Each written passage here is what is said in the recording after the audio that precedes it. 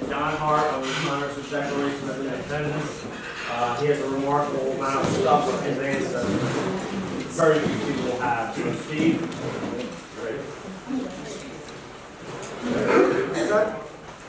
Okay, John Hart is my 6th great-grandfather. John Polhemous, my 5th great-grandfather, was also John Hart's son-in-law. He married Susanna Hart. John Polhemous, at the beginning of the Revolutionary War, he was a company commander in the 1st New Jersey. He was promoted to major during the Winter Valley Forge. These items here belong to John Polhemous. They've been passed down since then. They've been in the family for 240 since the end of the Revolution. These he carried throughout the war and probably had in Valley Forge. This is actually a heater. The idea was, you open it up, has a little can, you fill this up with hot coals.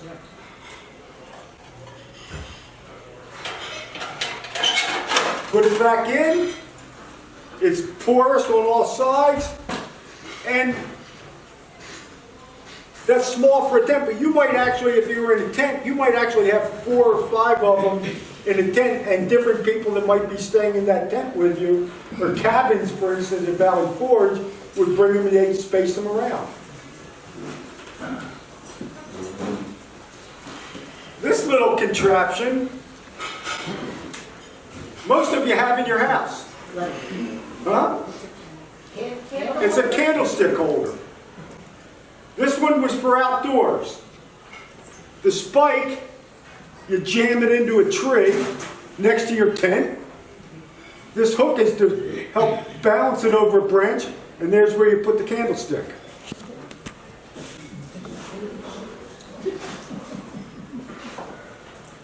This was another candlestick holder. This one you could stick in the center. You could also lay it flat on the table. Looks more like a candlestick holder.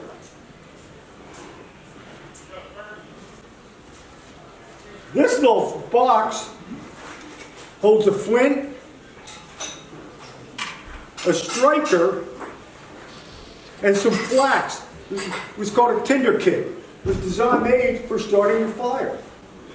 You put your wood, you got some of this flax material out, took the striker and the flint, and struck it. Now in this one, there's also a couple little musket balls that have always been in it. The real interesting part of this, though, is the fact that as a little kid, this was in my grandmother's house. I always knew it was there, these things. She had them on display. About 6 months ago, Matt Skick at the Museum of the American Revolution asked me if I would take some pictures of this stuff because they might want to use it in an exhibit.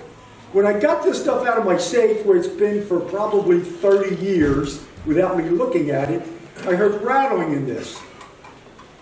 So I took the flick and it still rattled. So I took the flax out.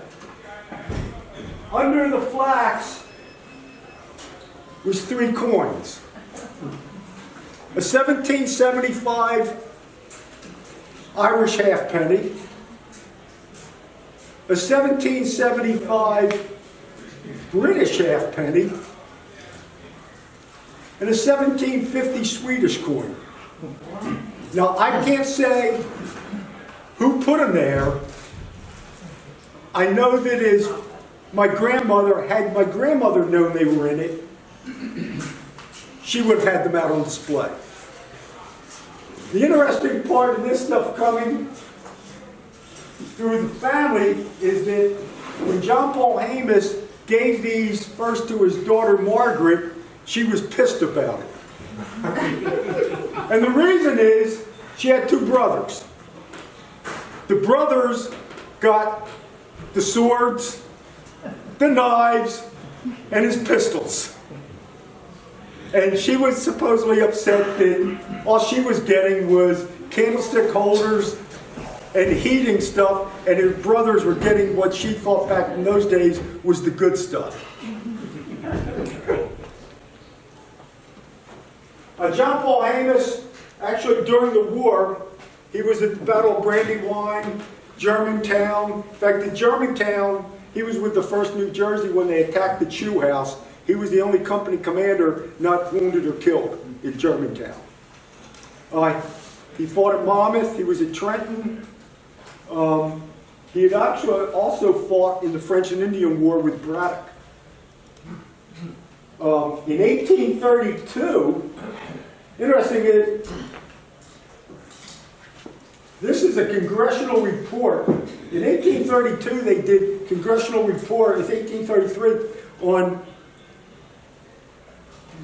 helping out Revolutionary War veterans who had been promised things like a pension and money that they had spent, which the government had no money, so they never really got it. In 1833, Congress actually had reports.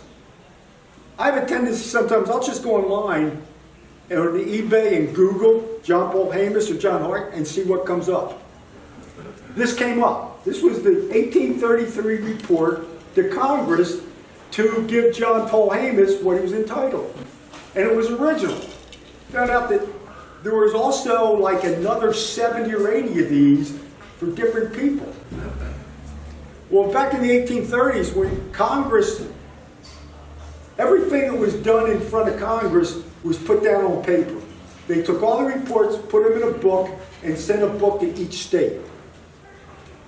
Well, somebody got a hold of, a couple of years ago, one of the books, and what they did was they tore out the pages and put each individual page on eBay.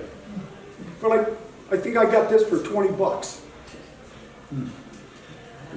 You know, good, and there were tons of different, everyone was a different soldier that had been in front of Congress. Now, John Hart, interesting thing with John Hart is that he was actually not supposed to sign the Declaration of Independence. Right?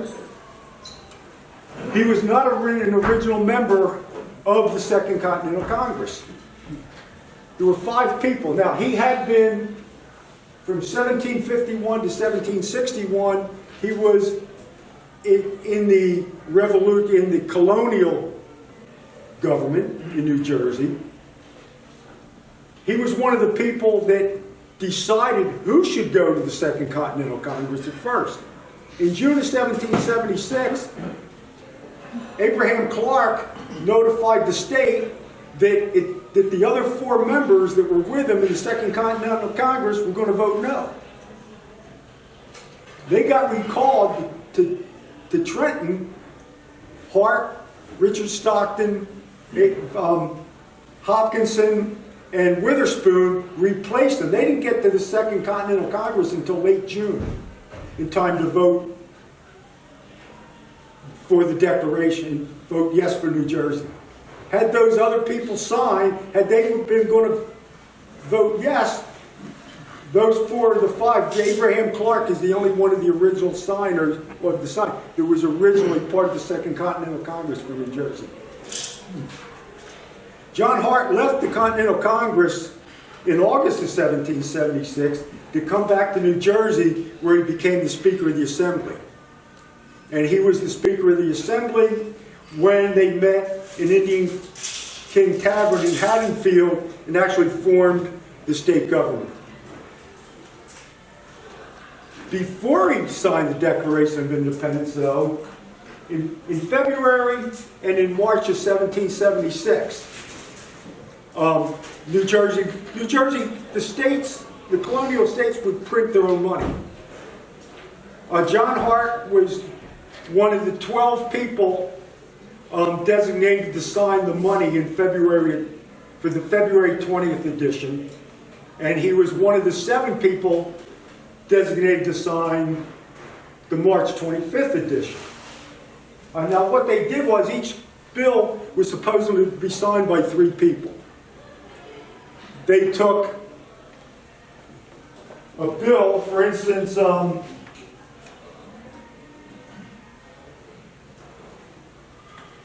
This is a 30 shilling note. There were 10,000 of these printed. They passed out 2,500 to 4 different people. They signed. Then they passed it on to a second person who signed.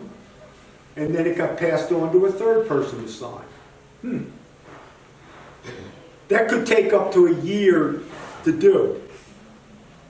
The February 20th edition is a much smaller edition. There's only like 30,000 notes of the 4 denominations for the February 20th. Versus the March 25th edition, they printed 82,000 1-shilling notes, in addition to everything else. For some reason, the signatures are much better on the earlier edition, yet the money has never been graded as high. The grading services, for instance, the highest any February 20th note has ever been graded is 64. Most are in the 50s. Where for the March 25th edition, this is a 12-shilling note that John Hart is one of the signers. It's graded as 68. Money's graded on a scale of 0 to 70. There's only 2 notes that have ever been graded as 68. That means their residual quality. Quality they're in. This is considered superb gem uncirculated. There's only 2 that were ever graded this high, nothing higher. There's an 18 pence note in existence, and this is a 12-shilling note, which I was lucky enough to get. In an auction, fortunately the person that was expected to win the auction was by Stax Bowers. They called me after I won it and tried to give me an $1,100 profit if I would sell it back to them. And when I asked why, well, I said no. They asked, what would you take for it? I said, it's not for sale. He's my 6th great-grandfather. Why? Well, they got a guy who buys colonial currency from him with deep pockets. They expected to win the auction. The night that the auction went live, the electric in the town he was in went out. Yes. He contacted him. Yeah, I think Mike said once that this might have been God looking out for me, because this happened 3 months after the SAR Museum in Kentucky had put a thing out that there was a John Hart signed note up for auction. And I looked at the auction and this bill, there was too many red flags for me on the note. Things like they didn't have a picture of the back of the note, and they wouldn't send me a picture of the back of the note. And it was in an autograph auction. John Hart died in 1779, before the war is over. There's very few things that he signed. So, there's people out there who what they want to collect is a signature of each of the 56 signers.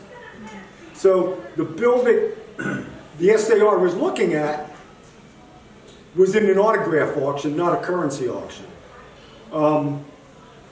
Zach, who I had met at the museum, who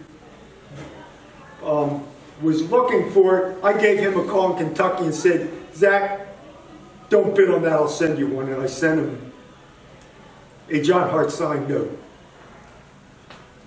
So 3 months later, this came up, and boom, the guy that was supposed to win it couldn't bid.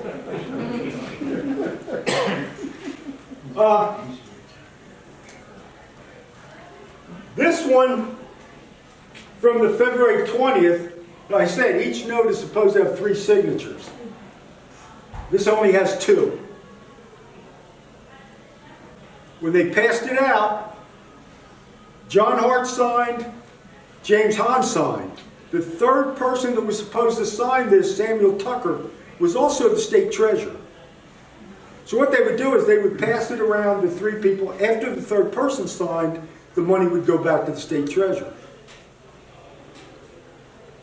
Hahn, after he signed, sent it back to Tucker for the third signature. Now, they had stacks of money at the Treasury, some of it ready to put out, and others that Tucker hadn't gotten around to signing all his yet. When Trenton was getting ready to was going to invade Trenton, Trenton was being invaded by the British, Samuel Tucker got a hold of a farmer, John Abbott, who had a farm just outside of Trenton. Asked him if he would take all the currency and hide it in his farm. They discussed it supposedly in a tavern in Trenton. They believed it was the barmaid that overheard the conversation and informed the British of what was happening. The British actually raided the farmhouse and got the money. Some of it had not been signed. This is one of the bills that had not been signed yet. These come up for auction maybe, the last one I had seen up for auction was 2015. This came up for auction, I got it a couple weeks ago. So that's basically British plunder, right? Yeah, well, it's referred to as a raid note. I have another one that, the interesting thing is, this one is actually says part of the Eric P. Newman collection. Right? When people say he wrote the book on something, well, Eric Newman did. But the interesting thing with Newman is every picture in this book is from his personal collection. Eric P. Newman started collecting coins and currency at the age of 10 in 1921. In 2013, at the age of 102, he sent his entire collection to Heritage Auctions to be auctioned off to go to charity. Heritage Auctions sent the currency to PCGS to be graded, because when he started collecting, there was no such thing as a grading service. When he wrote this book in 1967, there was no such thing as a grading service. They graded everything. Everything they graded, they put it on at the Eric P. Newman collection. It then took Heritage Auctions 2.5 years in auctions to auction this collection. By the end of it, the auction had made $70 million. Yeah. There is now an Eric P. Newman Numismatic Society, the George Washington Medical, the medical school at George Washington College in St. Louis, Missouri, has the Eric P. Newman Institute. He then died in 2017 at 106. This I was lucky enough to get in an auction, partly because it's crazy with auctions for currency, because part of what decides how higher it goes depends on what else is in the auction and what is coming after it or before it. When I got this one in auction, Eric P. Newman in his collection had 2 of the raid notes that were both being auctioned after this. So the people with deep pockets were holding off to bid on the raid notes, which meant that this, had the raid notes not been in the auction, yeah, I probably don't get this one. But with the people with the deep pockets waiting for the raid notes to come up, and they went, when I saw the bidding on those, they just kept going up. When you say, what would they have bid for one of those? Well, one of them went $14,000. Okay. 2 months ago, a 12-shilling note that was graded 67, or there was a 3-shilling note graded 67, Heritage Auctions went for $9,600. How much? $9,600, and that's a 67. And there's about 10 notes that have been graded as 67. So 68.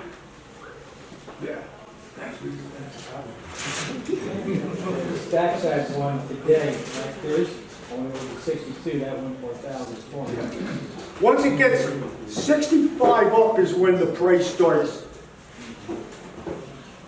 shooting way up.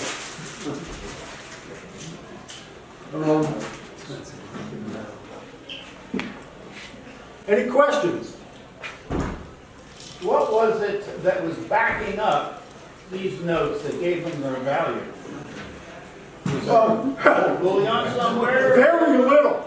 That's what I thought. You were always told they had no money, that the government had no money. Yeah, you know, unfortunately, yeah, that's why the thing not worth the Continental. The Continental currency, in fact, even in those days, part of the problem was for the Continental Army, once they even had the Continental money, was, for instance, to buy stuff from farmers and cattle. The farmers would rather sell it to the British, who would pay them in actual coin, versus taking script that then you had to hope you could get somebody to take it. Yeah. I do have some other stuff up here you can come and take a look at. Some of this stuff is just, there's a couple postcards from 1906 and 1909 that show John Hart's funeral. He's buried in the old Baptist meeting hall in Hopewell, New Jersey, which he actually donated when the Baptists, 1700s Baptists weren't liked much better than the Catholics. When they wanted to build a church, nobody would even sell them property. He donated part of his farm and gave it to them. And after he passed away, his gravesite is at the old Baptist meeting house in Hopewell. I have a biography of him that was written by Cleon Hammond. Hammond was actually a writer who moved to Hopewell, New Jersey, and bought a house on Hart Avenue, not realizing until later that the house he bought was John Hart's old homestead. And after he did it, he researched and researched and researched, and then wrote a biography on him. And the other stuff here, some of the card company, like Upper Deck and stuff, over the years has done cards on signers. But other than that, unless anybody else has any other questions or wants to come up and take a look at it, that's...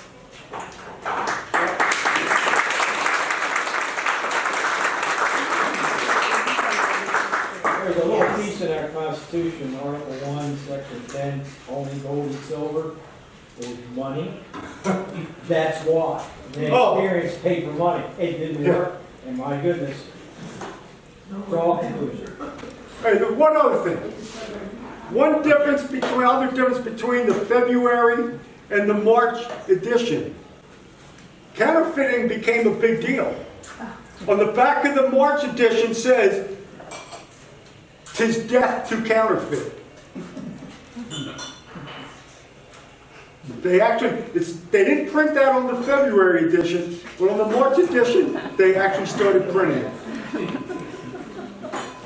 Take anyone out with that? That I don't know.